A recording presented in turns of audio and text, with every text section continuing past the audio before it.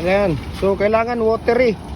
No, watery dapat ang ating mixing dito at ratio sa ating paggawa ng dragon fruit post at pins concrete post natin. No, kailangan watery siya. Ayan, no, kung nakikita ninyo yan, kailangan tubig na tubig siya. Okay? Kailangan tubig na tubig, no? At Portland cement ang ginagamit namin dito, no? Ang ratio natin dito sa isang bag na semento, 6 na sako na buhangin. Maganda talaga yung buhangin na galing ilog, no? Yung may mga bato-bato. Ang gamit lang kasi namin dito is screen sun, ayan, no? Mura lang kasi ang buhangin namin dito, pero sa amin dito pinakamahal ang screen sun. Bata mura lang dahil malapit kami sa quarry. Kailangan lang watery dito. Ayan.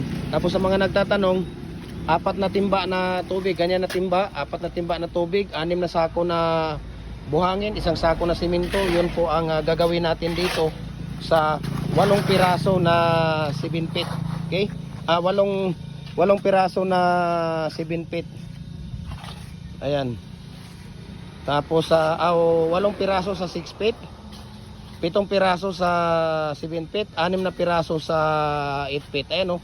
Mayroon tayong bakal. Hindi pwedeng walang bakal yan.